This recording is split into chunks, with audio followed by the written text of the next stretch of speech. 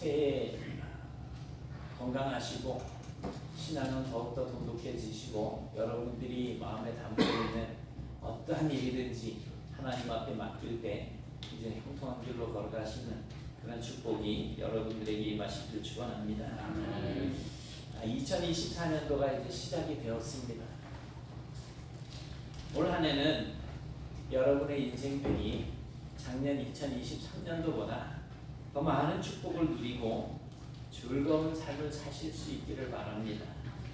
그래서 오늘 말씀은 하나님께서 이 제사장들을 통해 가지고 이스라엘 백성들을 축복하라고 명령하신 그 축복문을 가지고 이제 말씀을 여러분과 함께 나누고자 합니다. 여러분은 여러분들께서 받을 수 있는 인생의 축복이 어떤 것이라고 생각을 하십니까? 사실 많은 사람이 축복을 다 원합니다. 그리고 축복을 좋다고 생각을 해요. 그런데 자신에게 주어지는 그런 축복들을 규정을 할 때에 그 축복들이 모든 사람이 다 똑같은 것으로 생각하지 않는다는 거예요. 일관적이지가 않습니다. 왜냐하면 다 자신만의 주관이 있기 때문에 그렇습니다. 그래서 다른 사람들은 그것을 축복이라고 생각하는데 또 어떤 사람은 그건 축복이 아니다라고 생각할 수가 있다는 것입니다. 그래서 사람마다 규정하는 축복이 또 이렇게 차이가 있고 다를 수가 있습니다. 테레사 수녀가 미국을 이제 방문을 했을 때의 일입니다. 한 여인이 찾아와서 이제 테레사 수녀에게 눈물을 흘리면서 고민을 얘기했습니다. 제 삶은 너무 권태롭습니다. 인생의 의미를 느끼지 못하겠고 차라리 죽어버리고 싶어요. 그러자 테레사가 그 여인에게 이렇게 말을 합니다. 당신이 제가 살고 있는 인도에 오시면 제가 진정한 삶을 드리겠습니다.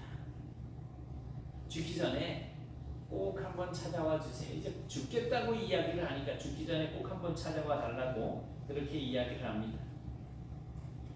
그 이후에 이 여인이 정말 인도를 찾아갔습니다. 그리고 그곳에서 굶어 죽어가는 사람들을 보게 되고 질병으로 거동도 못하는 그런 사람들도 보게 되고 앓고 있는 사람들, 가난한 사람들, 그저 누군가의 도움의 손길이 없으면은 움직일 수도 없는 그런 많은 사람들을 보면서 이 여인이 테레사 수녀와 같이 그들을 돕고 보살피는 일에 전념하기 시작을 했습니다. 그러다가 보니까 그 삶에 의욕이 생기기 시작했다고 합니다. 혹시 아이들이 말을 잘 안 듣는 그런 경우에 우리나라에서 이제 그 교회들이 청소년들을 데리고 비전 트립을 가고 또 뭐 단기 선교를 가고 해요. 그러면 힘들고 어려운 지역에 그 아이들 사람들이 사는 모습을 이렇게 보고 오면 아이들이 완전히 뒤바뀐다고 합니다. 아마 이 여인도 그런 모습을 이제 나타낸 것 같아요. 그래서 이 여인은 자기가 정말 권태로운 그 인생의 위기를 맞이해서 그것을 테레사 수녀에게 이야기를 할 정도였었는데 그 인도에 가서 자기가 할 일을 발견하고 난 뒤에 인생의 진정한 의미를 깨닫기 시작하게 되었던 것입니다. 그리고 그런 삶을 사는 것이 곧 자신에게는 축복이라는 것을 알게 된 것입니다. 사실 힘들고 어려운 사람들을 위해서 헌신하고 희생하는 것을 괴롭게 생각하는 사람들도 있어요. 어쩔 수 없어서 한다. 그런가 하면 정말 기쁨으로 감사함으로 이렇게 감당하면서 하는 사람들이 있어요.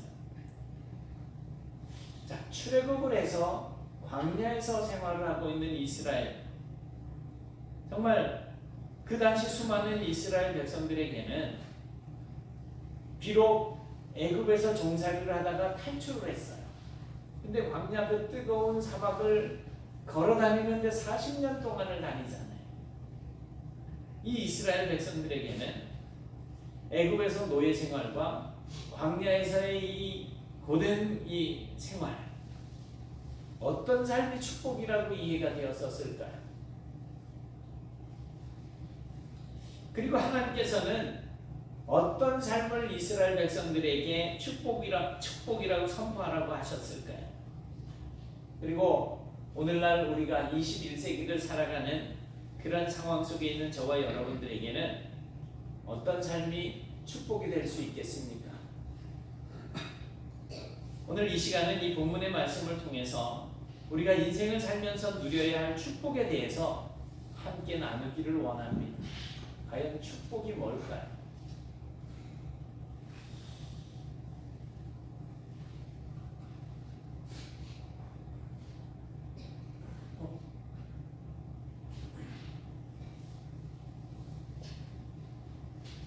오늘 본문의 이제 앞에 두 절을 보게 되면 22절, 23절을 보게 되면 여호와께서 모세에게 말씀하여 이르시되 아론과 그의 아들들에게 말하여 이르기를 너희는 이스라엘 자손을 위하여 이렇게 축복하여 이르되 그랬어요. 이렇게 축복하여 이르되 밑에 이제 꼬불랑꼬불랑한 게 히브리어 원어입니다. 그리고 이제 빨간 줄로 이렇게 그어놓은 게 지금 빨갛게 해석되어져 있는 부분이 그리고 약간 저 초록색으로 보이나요? 형광펜처럼 이렇게 칠해놓은 저 단어가 축복이라고 하는 단어예요. 축복으로 번역되어진 단어예요. 하나님께서는 아론, 제사장들이죠. 아론과 그 아들들, 이 제사장들을 통해서 이스라엘 자손들을 축복하기를 원하셨습니다. 그래서 그들에게 이 축복문을 주시면서 백성들에게 축복하라고, 축복을 선포하라고 그렇게 명령을 내리셨습니다. 그런데 이 부분에서 우리가 좀 더 짚고 넘어가야 할 부분이 있습니다. 성경에서 의미하는 축복이라는 것이 과연 무엇인가 하는 거예요. 축복이 뭘까요?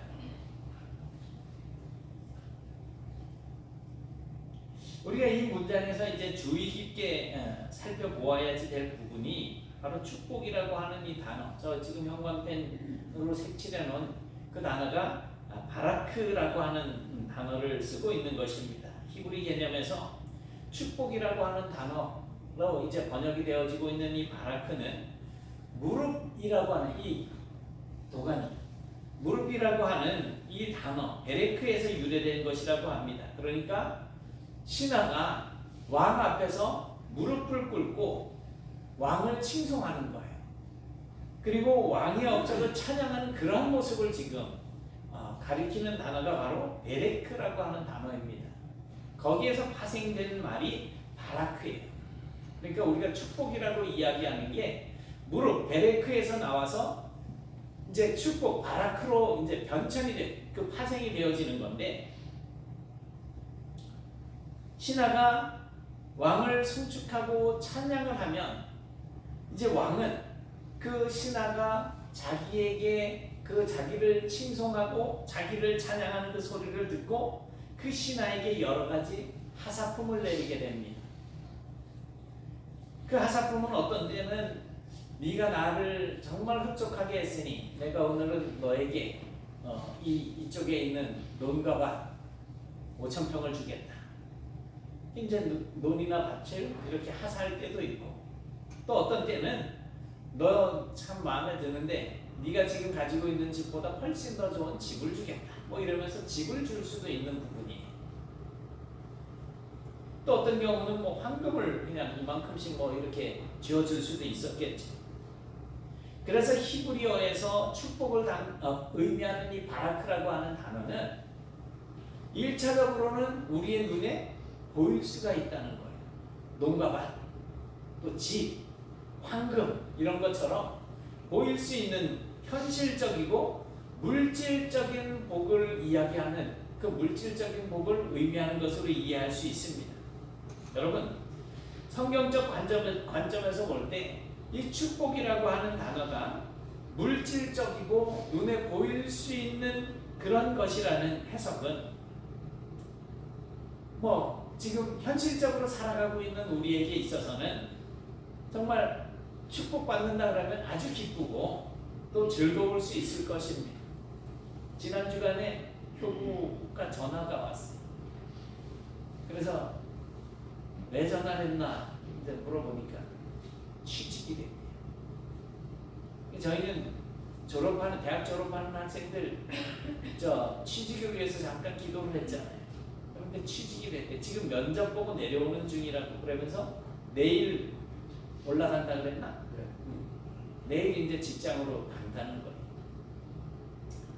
어떻게 보면 이런 것들까지도 우리가 이제 축복이라고 이야기할 수가 있다는 거예요. 그러면 예를 들면 우리 애가 뭐 이렇게 되기를 원한다. 그래서 그렇게 됐다. 그럼 우리는 그걸 이제 축복이라고 이야기하는 거예요. 하지만 눈에 보이는 그런 축복이라는 개념의 그 이제 속에는, 내면에는 먼저 선결 조건이 있다라는 것입니다. 저번에 잠깐 사건 반장 저녁 먹으면서 이래 보는데 어떤 사람이 일주일 전에 이미 그 장모님의 환갑을 위해서 매장을 이제 뭐 고기를 이래 먹을 수 있도록 방을 이제 예약을 했어요.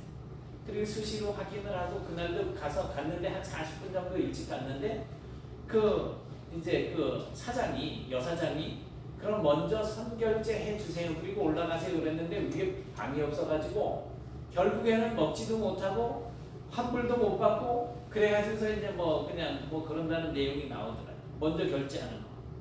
우리가 하나님 앞에 축복받기 위해서 먼저 선결적으로 이제 되어져야 될 게 있다라는 것입니다. 그것은 제가 좀 전에 신하와 왕의 이야기를 말씀을 드렸죠. 그래서 어떤 눈에 보이는 그 복을 받기 전에는 신하가 어떻게 했어요? 왕 앞에 무릎을 꿇고 찬양을 하고 그 업적을 칭송을 하고 하는 일들이 있었잖아요. 그리고 나서 왕이 눈에 보이는 것을 이제 준단 말이에요. 마찬가지 하나님 앞에서 하나님의 백성들이 먼저 무릎을 꿇고 하나님을 향하여서 송축하고 찬양하고 경배하는 이러한 내용들이 먼저 선제적으로 나타나야지 된다는 것입니다.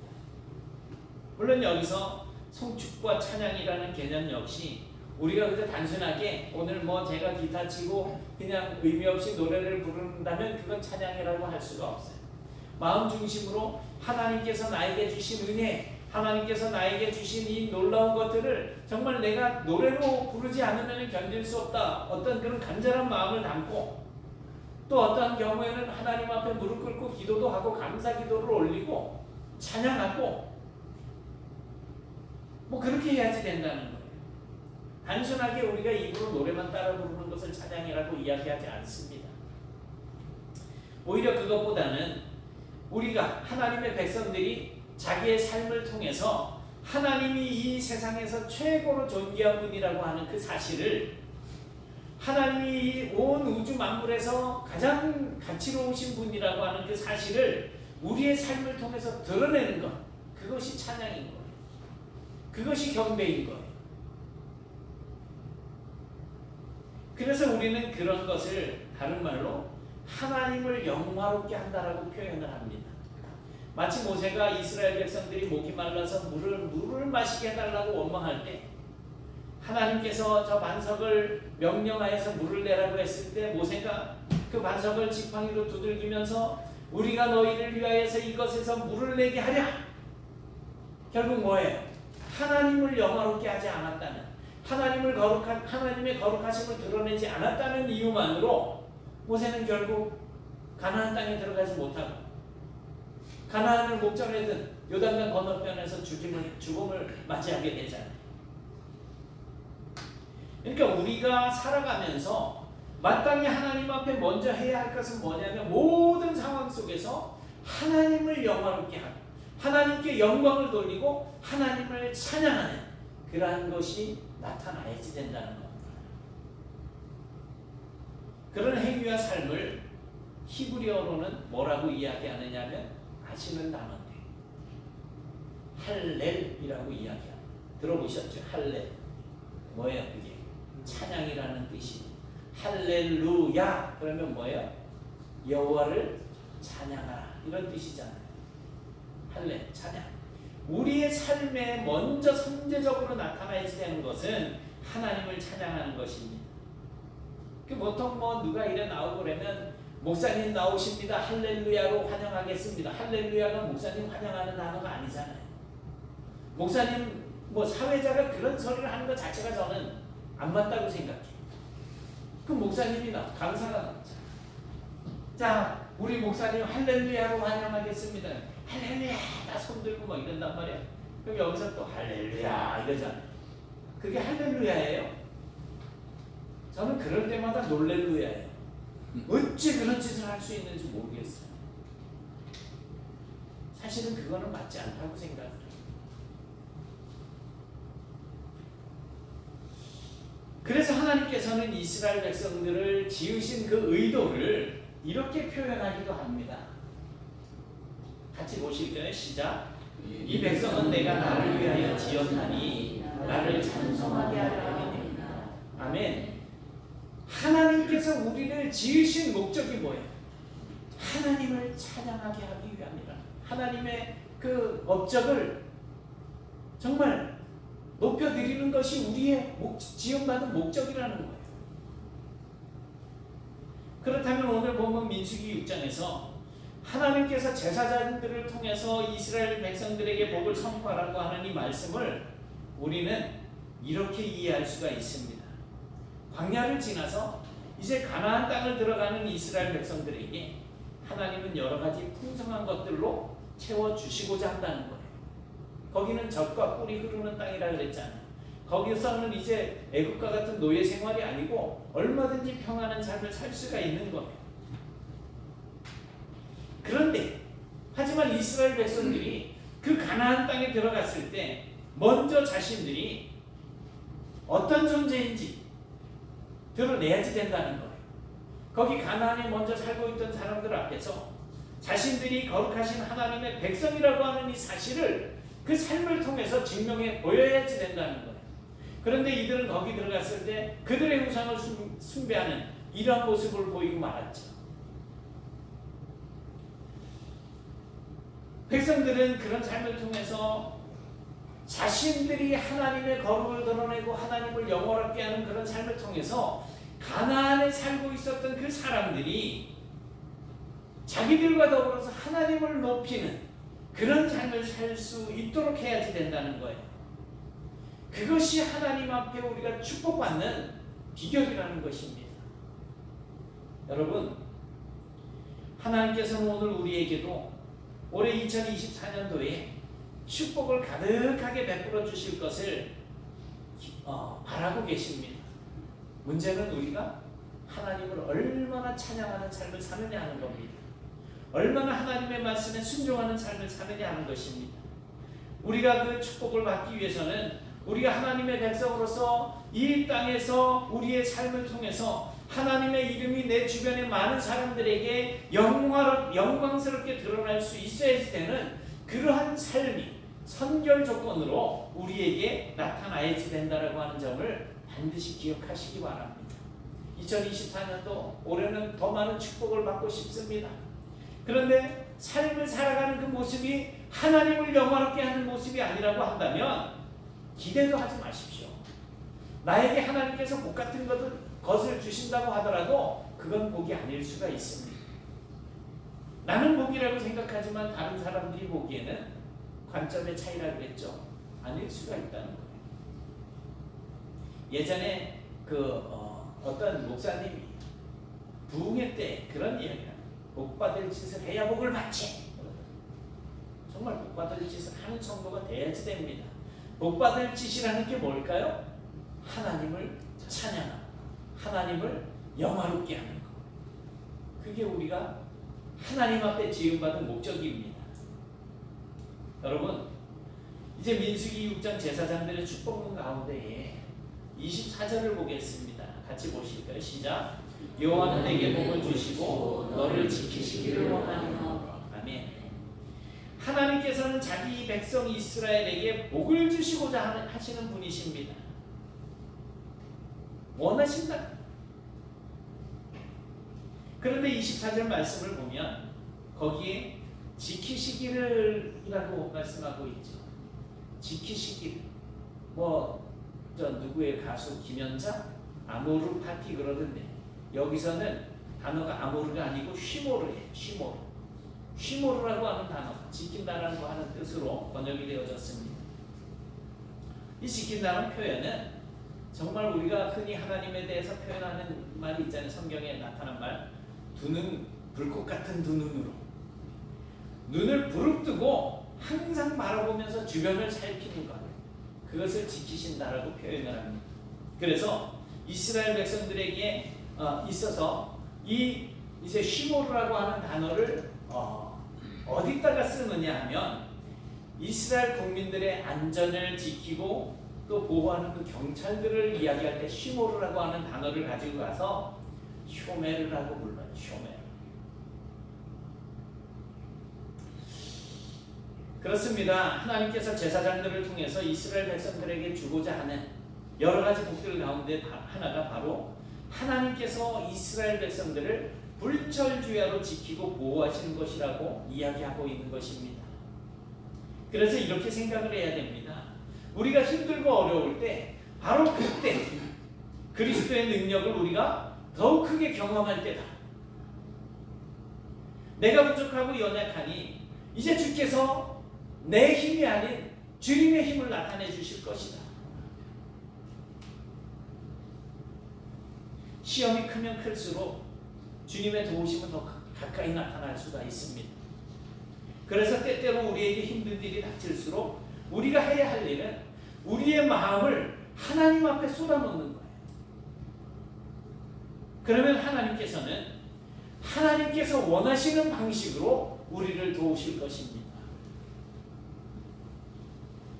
시편 5편에서도 하나님의 보호에 대해서 이렇게 말씀하고 있습니다. 같이 보시겠습니다. 시작.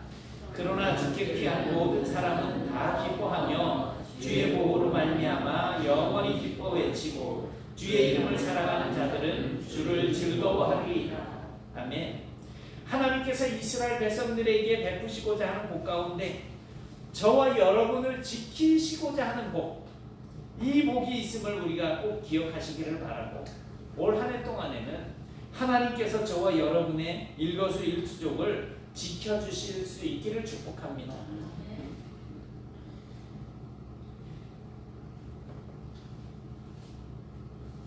혹시 하나님의 얼굴을 보신 적 있으십니까?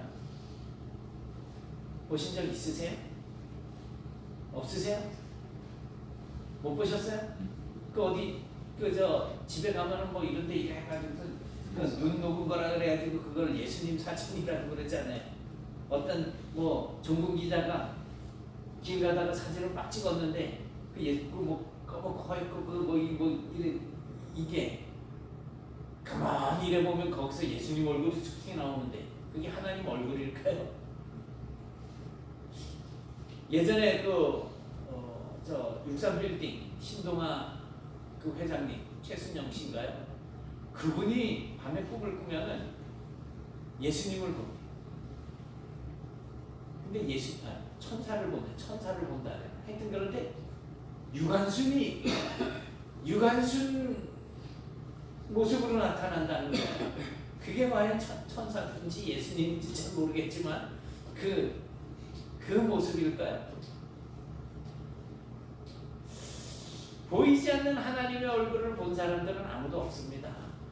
모세도 하나님과 대면했지만 떨기나무에 꺼지지 않는 불꽃으로 나타났을 뿐이고, 심지어는 어느 정도냐면 하나님의 영광이 모세가 하나님을 만나고 시내산에서 내려올 때 그 얼굴의 광채가 너무 강렬해서 이스라엘 사람들이 자기를 어떻게 할까 수건으로 덮을 정도로, 그러니 모세의 그 광채를 받았던 그 모세의 얼굴에서 그 정도면 우리가 하나님의 얼굴을 보고 살아남을 수 있겠느냐 하는 거예요. 이스라엘 백성들의 그 히브리적인 사상에서는 바로 사망이에요. 바로 사망. 그래서 과로다 나요 하면서 이사야 선지자가 그냥 막 하나님을 배웠다고 그냥 막 죽겠다고 그냥 그러잖아요.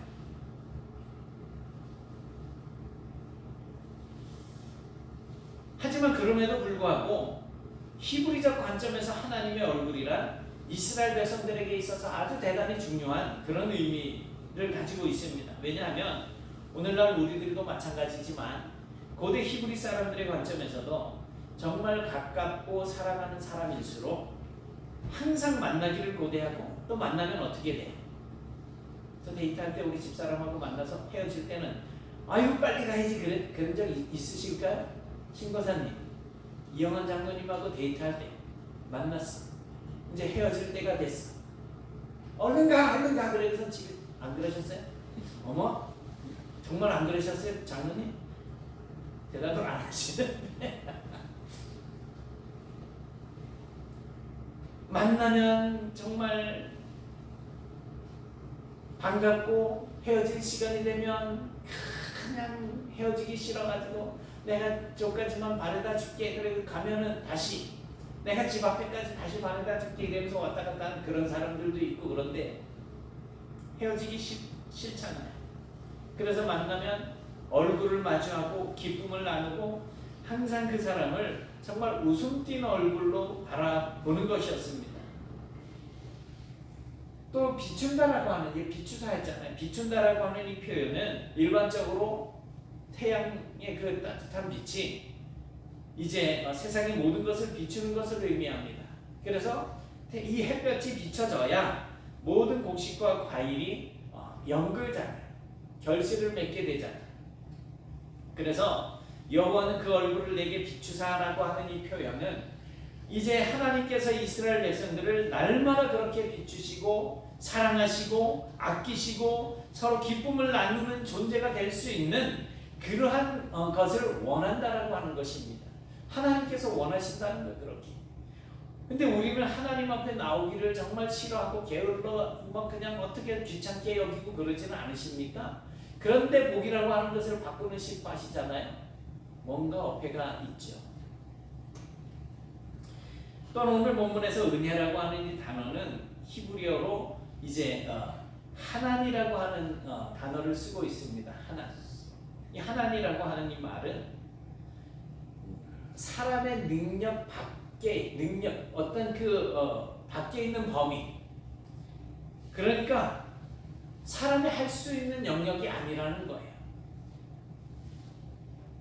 예를 들면 아기를 가질 수 없었던 아브라함의 아내 사라,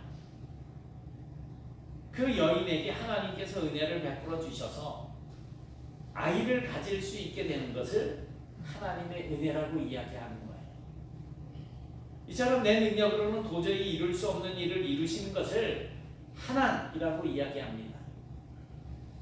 그래서 결과적으로 여호와의 얼굴을 내게 비추사 은혜 베풀어 주시기를 원한다라고 하는 이 말씀은 하나님께서 이스라엘 백성들을 사랑하시고 또 아끼셔서 이스라엘 백성들에게 반드시 필요하지만 그들 스스로는 해결할 수 없는 모든 문제들에 대해서 하나님께서 개입하셔서 해결해 주시기를 간구한다는 거예요.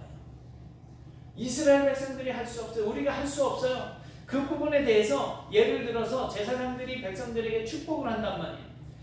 그 얼굴을 내게 비추사 은혜 베푸시기를 원하며, 이 말은 너희들이 할 수 없는 일을 하나님께서 개입하셔서 해결해 주시기를 원한다는 거예요.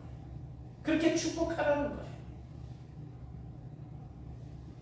여러분, 올 한 해 동안 하나님께서 하나님의 얼굴을 저와 여러분을 향해서도 날마다 비추어 주시기를 원하고, 또한 우리가 할 수 없는 모든 문제들에 대해서 은혜를 베풀어 주시기를 위해서 축복합니다.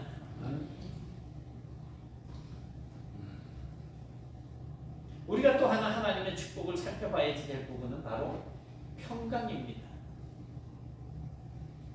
우리가 잘 알고 있는 것처럼 이 평강이라는 단어 뭐예요? 샬롬. 그런데 히브리적 관점에서 이 샬롬이라고 하는 것은 그 어떤 것에서도 부족하지 않다라는 의미입니다.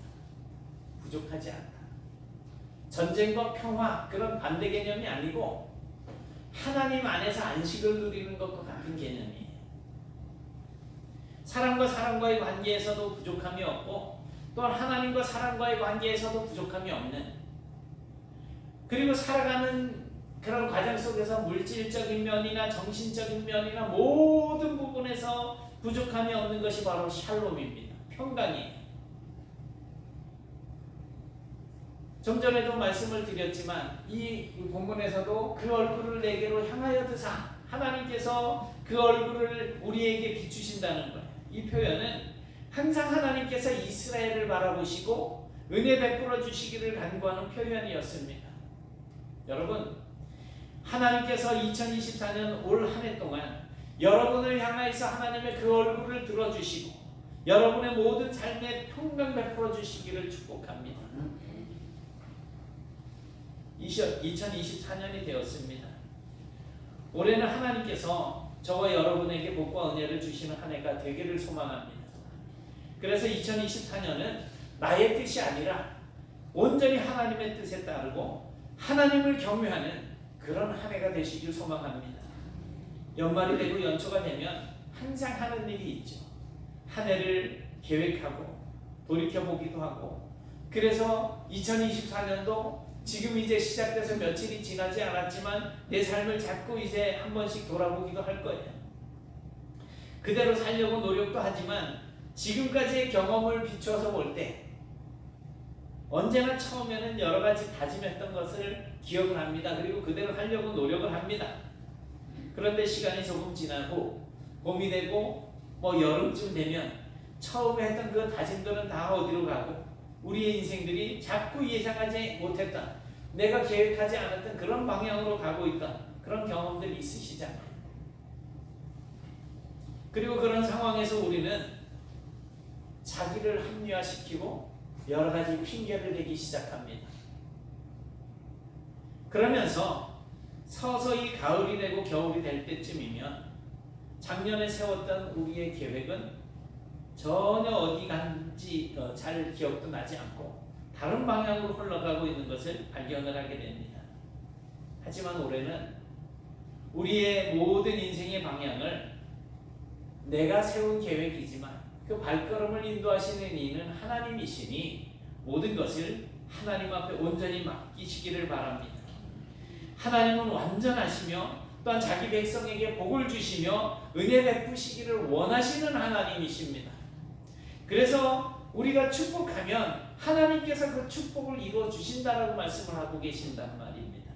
그러므로 저와 여러분이 올 한 해 온전히 하나님의 뜻을 따르시고 하나님을 경외하고 순종하면서 살아간다면 하나님께서 분명히 크신 복과 은혜를 저와 여러분들에게 베풀어 주실 것입니다.